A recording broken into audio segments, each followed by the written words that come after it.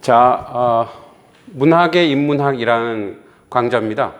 이것은 우리 원래 드림 스터디 채널이 있어서 그 드림 스터디에 우리 교회 공부방 아이들과 함께 이제 공부하는 내용인데, 그 내용을 조금 업그레이드 시켜서 공부방 아이들도 이 내용을 좀 공부하고, 물론 그 논술적인 요소가 있습니다. 그리고 우리 일반인들도 함께 나눌 수 있는 그런 시간이 되었으면 좋겠다 해서 또 새로 개설해서 함께 나누기 원합니다. 오늘 제목은 자본주의 시대에서 지식인으로 살기입니다.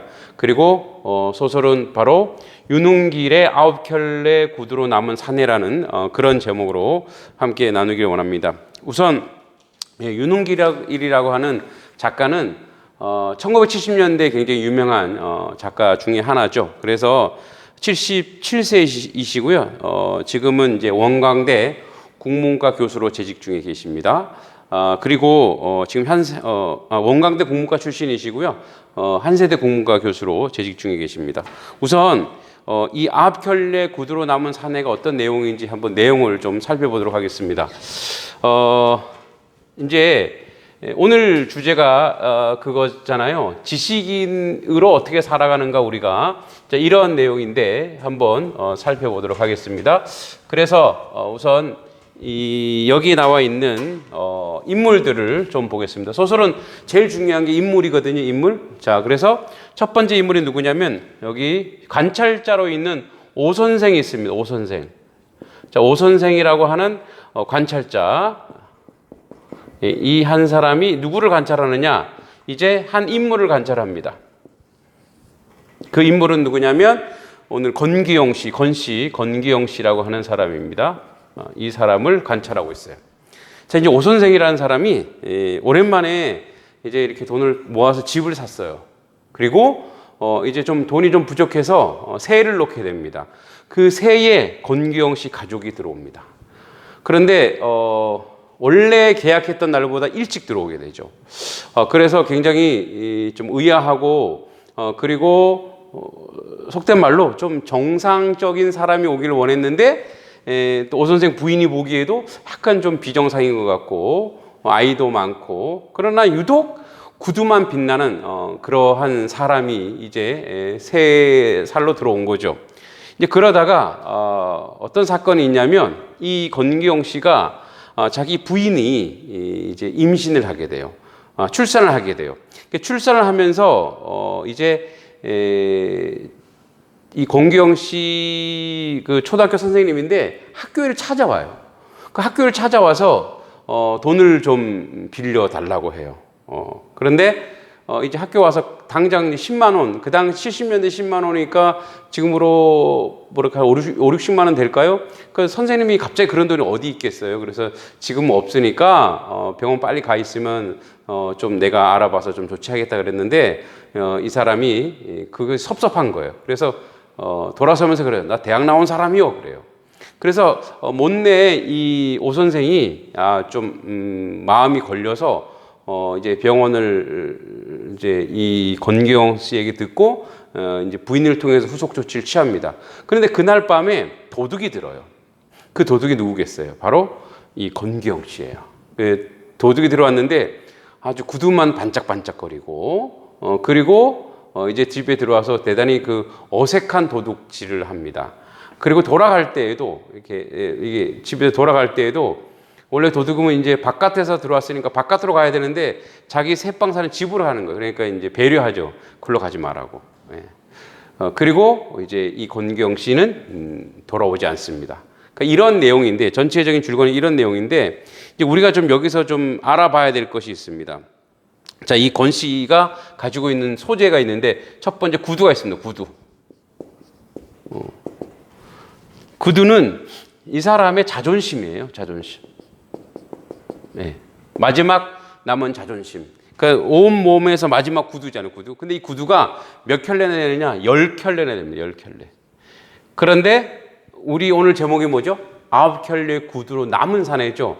바로 한 켤레를 신고 이 사람이 돌아오지 않죠. 그래서 어떻게 돼요? 9켤레가 됩니다. 그러니까 구두가 9켤레밖에 없다라고 하는 것은 이 주인공 권기용 씨의 뭐죠? 부재.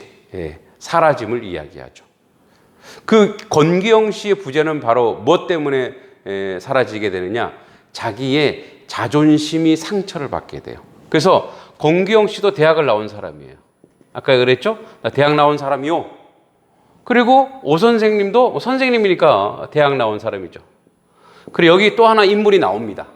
또 하나 인물이 이제 순경이 나옵니다. 순경. 그 순경 하나가 나오는데 이순경이네. 이순경은 이 권기영 씨가 이제 대학을 나와서 번듯하게 살아가다가 이제 아마 삶의 여러 가지 어려움을 겪은 후에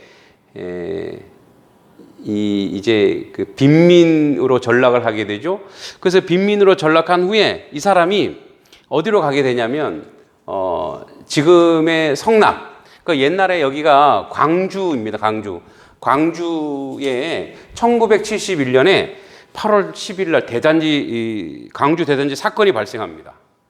지금은 이제 성남시인데 옛날에 광주군 중부면에서 수만 명이 주거 문제 해결 요구하며 들고 일어나는데 대다수 사람들이 원래 서울 청계천 용산 등의 무허가로 있던 사람들이 이곳에 몰려갑니다.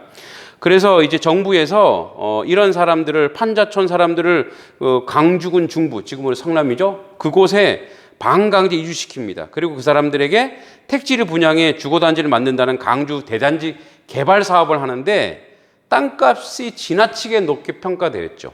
그러니까 이렇게 판자촌에 있는 이 빈민들이 그 돈이 어디 있어요? 그래서 이제 가난한 사람들이 이를 감당할 수 없었기 때문에 당국들이 태도를 바꾸지 않자 수만 명이 들고 일어나서 파출소 등을 불태운 사건입니다. 그러니까 이러한 사건의 이제 실제 사건이죠. 실제 사건과 이제 작가는 연결시켰는데 이 권기영 씨가 바로 그 사건의 이제 주동자가 됩니다. 주동자. 시위 주동자이면서 동시에 이 사람이 바로 그 대책위원회 회장이 돼요. 대책위원회 회장. 대책위 회장입니다. 그러다가 이 사람이 거기서 쫓겨나와서 지금 오 선생 집으로 도망온 거니까 뭐예요? 이순경이라고 있는 경찰이 이 사람을 어떻게 해요? 감시하고 있는 거죠. 감시. 그런데 이순경도 굉장히 따뜻한 사람이에요. 제가 이제 소설 본문을 잠깐 읽어 드릴게요. 이 소설 본문에 보면은 이제 이 권기영 씨가 새 들어 산다는 걸 알고 오 선생한테 이순경이 와서 하는 말입니다. 소설 이제 초두에 있는데 이렇게 얘기합니다. 이제 막 감시 좀 해달라고 하다가 서로 이야기하면서 하는 말이에요. 오 선생님은 이제 이순경이 하는 말입니다. 오 선생님은 어김없이 친절한 이웃이 될 수 있습니다. 솔직히 말씀드려서 전 경찰관 입장을 떠나서 한 사람의 인간으로서 권 씨를 사랑합니다. 이 경찰 이순경도 당시에 대학 나온 사람이에요. 자, 이 사람도 대학 나온 사람. 그러니까 1970년대 대학 나온 사람이면 그래도 많이 배운 사람이고 식자층이죠. 지식인인 거예요. 그래서 이런 말을 하는 거죠. 전 경찰관 입장을 떠나서 한 사람의 인간으로서 권 씨를 사랑합니다. 가능하다면 그를 돕고 싶은 심정입니다. 그러니까 뭐예요? 이 감시자이지만 이 사람은 뭐예요? 따뜻한 애정이 있는 거죠. 이 사람에 애정이 있는 거예요. 작가는 이걸 통해서 무엇을 말하려고 할까요? 이런 사람들 주변에 그래도 따뜻한 사람들이 있다는 것을 암시적으로 보여주고 있는 거예요. 그러니까 외롭지 않다. 그래서 뭐예요? 가난한 자본주의 시대의 지식인이 사는 방법 중에 하나가 뭐냐면 함께 어우러져 사는 거죠. 그죠? 그래서 여기 좀 써보면 자본주의 지식인으로 살기, 가난한 지식인으로 살기 뭐예요?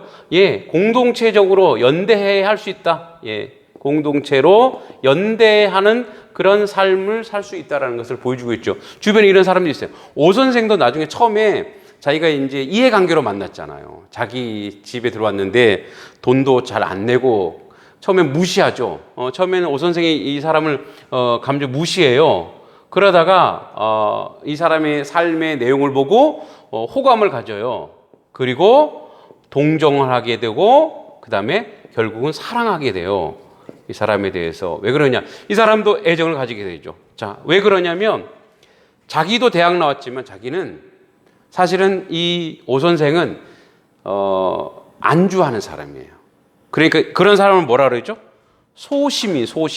그래서 오 선생은 사실은 소시민이에요. 소시민. 그러니까 뭐냐면 현실에 그냥 지식인이지만 그냥 세상을 바라보고 세상에 대해서 이야기할 때 자기에게 불편한 것은 못 견디는 거예요.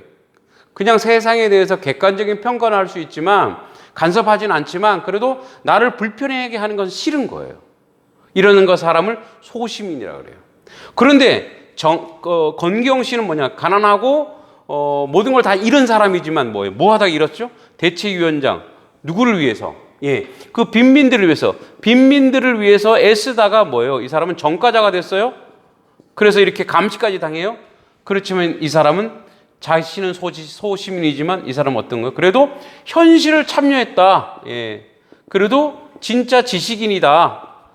진정한 지식인이 아닌가? 지식인은 자기가 뭔가 아는 거에 대해 실천하는 사람인데 자기는 소시민으로 가만히 있지만 이 사람은 자기보다 낫다고 생각해요. 이 화자가. 그래서 오 선생은 건기용 씨를 보고 사랑하게 하고 동시에 이 내면이 뭐냐? 이 사람의 오 선생의 내면은 이 사람을 통해 자기 자신을 성찰하게 되는 이 안에 작가의식이 들어있죠.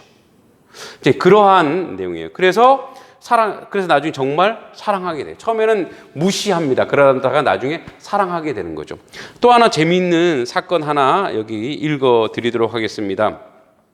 이 사람이 이제 선생님한테 와갖고 가난하니까 아내가 임신했는데 빨리 아기를 낳아야 되는데 돈이 없잖아요. 그 10만 원 빌려달라 그럽니다. 그런데 이 선생님이 당장 돈이 없으니까 이제 좀 지금 못 빌려줍니다. 그래서 그때 이렇게 얘기해요. 오 선생, 이래봬도 나 대학 나온 사람이요. 뭐죠? 나 대학 나온 사람이에요. 당신도 대학 나왔고 나도 대학 나온 사람이다. 나에게 뭐예요? 나에게 내가 그렇게 당신에게 무시당할 존재는 아니다. 그러니까 뭐예요? 자존감이 상처를 입은 거죠. 이따 좀 정리하겠지만 상처를 입은 거잖아요. 그것뿐이었다. 내 호주머니에 촌지를 밀어넣던 어느 학부형 같이 그는 수줍게 그 말만 건네고 언덕을 내려갔다. 별로 휘청거릴 것도 없는 작달만한 체구를 연방 휘청거리면서 내딛는 한 걸음마다 땅을 저주하고 하늘을 저주하는 동작으로 내 눈에 그는 비쳤다. 네. 그리고 마지막 하나 더. 이제 이 사람 강도가 들었어요. 강도가 들어서 이제 그 강도가 들은 내용을 이야기해 좀 이런 거예요. 자, 이제 이 사람 깨웁니다. 강도 들어서 그날 밤에 이제 이 건경 씨가 들어온 거죠. 얼른 일어나라니까. 나 왜 더 깨우고 싶지 않은지 강도의 목소리는 무척 낮고 조심스러웠다. 나는 일어나고 싶었지만 도무지 일어날 수가 없었다. 식칼을 겨누고 있었어. 멱을 겨눈 식칼이 덜덜덜 위아래 춤을 추었다. 강도가 벌벌벌 떨고 있는 거예요. 지금 이제 처음 해보는 거니까. 강도가 떨고 있음. 만약 강도가 내 목통이라고 찌르게 된다면 그것은 고의에서가 아니라 지나친 떨림으로 인한 우발적인 상해일 것이다. 긴박한 상황과 달리 서술자는 긴장하거나 당황하지 않고 있음을 이제 알 수 있죠. 이 사람이 진짜 강도가 아니라는 걸 알게 된 거예요. 오 선생은 무척 모자라는 강도였다. 강도 외모와 행동을 통해 알 수 있는 강도의 성격을 직접적으로 이제 나타내는 거죠. 모자란 강도였다. 나는 복면 위에 눈을 보는 순간 상대가 그 방면의 전문가가 못됨을 금방 알아차렸던 것이다. 딴에 진탕 마신 술로 한껏 용기를 돋웠을 텐데도 보기 좋을 만큼 그 큰 눈이 착하게만 타고난 제정신 어쩌지 못한 채 나를 퍽 두려워하고 있었다. 그죠? 술 먹고 들어왔는데 이제 그 눈빛을 보니까 아는 거예요. 이 사람이 누구라? 건기용 씨라는 걸 알게 된 거죠. 일어날 테니까 칼을 약간만 뒤로 물러주시오.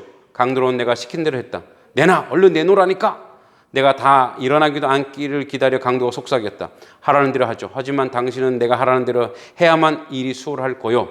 잔뜩 의심을 품고 써보던 강도를 나를 향해 덧붙여 말했다. 집안에는 현금은 변변찮소. 화장대 위에 돼지 저금통하고 장롱 서랍 속에 아마 마누라가 써다 남은 돈이 약간 있을 거요. 그 밖에 돈이 될 만한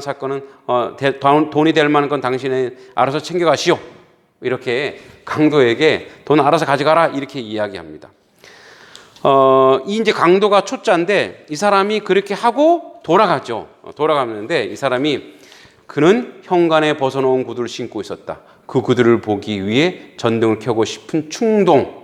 이 불현듯 일어났으나 나는 꾹 눌러 참았다. 현관문 열고 마당으로 내려선 다음 부주의하게도 그는 식칼을 들고 왔던 자기 본분을 망각하고 엉겹결에 문간방으로 들어가려 했다. 그의 실수를 지적한 이는 훗날을 위해 나로서 부득이한 조치였다. 대문은 저쪽입니다. 강도가 자기 집으로 가는 거예요. 자기를 고발하는 거잖아요. 그죠? 이런 어리석음이 이 사람에게 있었던 거죠. 자, 여러분, 이제 이것을 이 전체 줄거리를 통해서 우리가 좀 알아야 될 것이 있죠. 이 내용에서 이제 몇 가지 우리가 좀 봐야 될 부분이 뭐냐면 첫 번째 이런 내용입니다. 지식인들이 이 당시 지식인들이 1970년대에 이 그러니까 자본주의로 이제 사회가 변화되어 가는 과정이죠. 변화되어 가는 과정이고, 그리고 이제 산업화되는 과정 속에서 거기에 정화하지 못하는 지식인들의 삶이 어떤지를 보여주고 있죠. 그래서 이 전체를 좀 정리는 파란색으로 해볼게요. 첫 번째, 가난한 서민의 삶을 형성화했죠. 가난한 서민의 삶을 보여주고 있어요. 형상화하고 있다. 자, 어떻게 해요? 경제적 무능.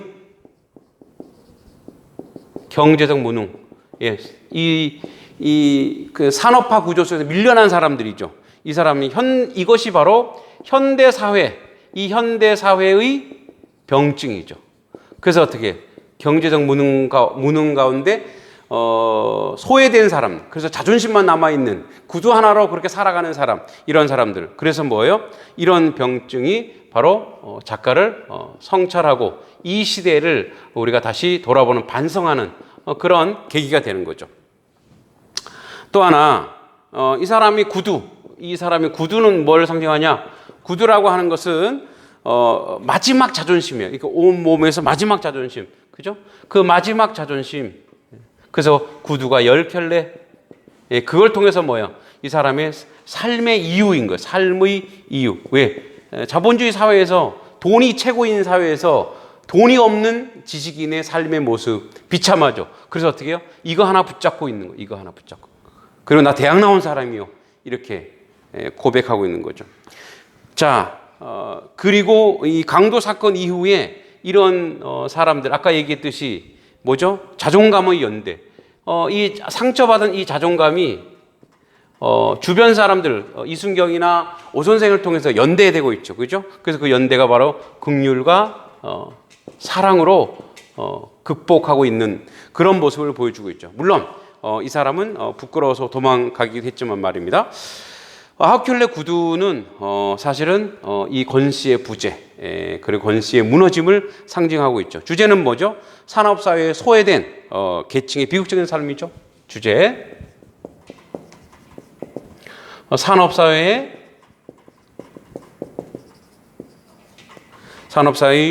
소외된 계층의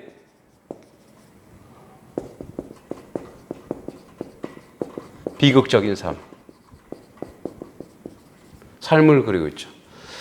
자, 자본주의 시대의 지식인으로 살아가는 거, 공동체로서 같이 그들이 연대하는 거죠. 그리고 뭐요? 그 연대를 통해서 현실의 아픔과 부조리를 어떻게 해요? 현실을 참여를 통해서 뭐죠? 그 부조리를 극복해야 되는 것을 보여줘야 된다는 거죠. 사실은 그래서 이 권 씨가 늘 나는 대학 나온 사람이다, 이 말은 뭐죠? 자존적인 의지가 있어요. 그렇죠? 대학 나온 사람이 이 사람은 뭐예요? 의지. 그 자존감의 의지가 있고, 또 하나는 뭐냐면 상처가 있어요. 상처. 이런 의지와 이 상처들을 어떻게 해요? 극복할 수 있는 것은 뭡니까? 이런 것들을 자기가 자존감이 있는 사람이고, 그리고 그 상처가 있는 이걸 치유와 회복을 통해서 우리가 함께 지식인으로 사는, 그리고 현실을 참여하는 사람으로 사는 연대가 될 수 있는 것이죠. 어떻게 치유할 수 있을까요? 그 자존감을 내세우는 그 상처, 그것을 어떻게 해요? 그것을 극복할 수 있는 것은 바로 뭐냐? 아까 얘기했던 현실을 참여하고 그것을 이겨내는 거죠. 그리고 이제 이러한 내용을 통해서 우리가 좀 기억해야 될 것들이 있습니다.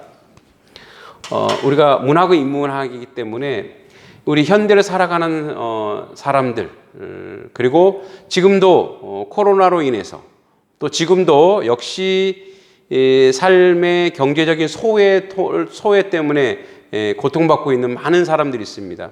그 사람들이 가지고 있는 경제적 무능이나 구조적인 불평등에 대해서 그들이 상처 입지 않게 하려면 어떻게 한다고요? 모든 공동체가 함께 연대하고, 그리고 그 아픔을 현실 참여해서 함께 서로 함께 살아갈 수 있는 경제적 나눔의 공동체를 우리가 세워가고 만들어 가야 되는 거죠. 그런 공유 공동체를 통해서 온전히 세워가야 되는 거죠. 사실 이 유튜브도 뭐죠? 공유를 통해서, 공유를 많이 하면 많이 할수록 어떻게 되는 거예요? 수익이 있는 거죠. 그것이 바로 굉장히 좋은 공동체 중에 하나이죠. 그러나 그것만 보면 안 되겠죠. 그렇게 그들의 상처가 치유되고 회복되고, 그 다음에 더 나은 삶을 지향하기 위해서는 어때요? 현실 속에서 고통받고 있는 사람들, 가난한 사람들, 고통받는 사람들에 대해서 우리가 다시 돌아볼 수 있는 그런 눈을 가지고 있는 것. 그것이 바로 9켤레 남은 사내, 그 사내가 돌아오지 않는 그 사내를 다시 돌아오게 하는 일이 아닌가 생각합니다. 유사한 시가 있습니다. 신경님의 가난한 사랑 노래. 자, 한번 제가 마지막으로 읽어보고 마치겠습니다. 가난하다고 해서 외로움을 모르겠는가? 너와 헤어져 돌아오는 눈 쌓인 골목길에 새파랗게 달빛 쏟아지는데, 가난하다고 해서 왜 두려움이 없겠는가? 두 점 치는 소리, 방범대원 호각 소리, 메밀묵 사료 소리에 눈을 뜨면 멀리 육중한 기계 굴러가는 소리. 가난하다고 해서 그리움을 버렸겠는가? 어머님 보고 싶소.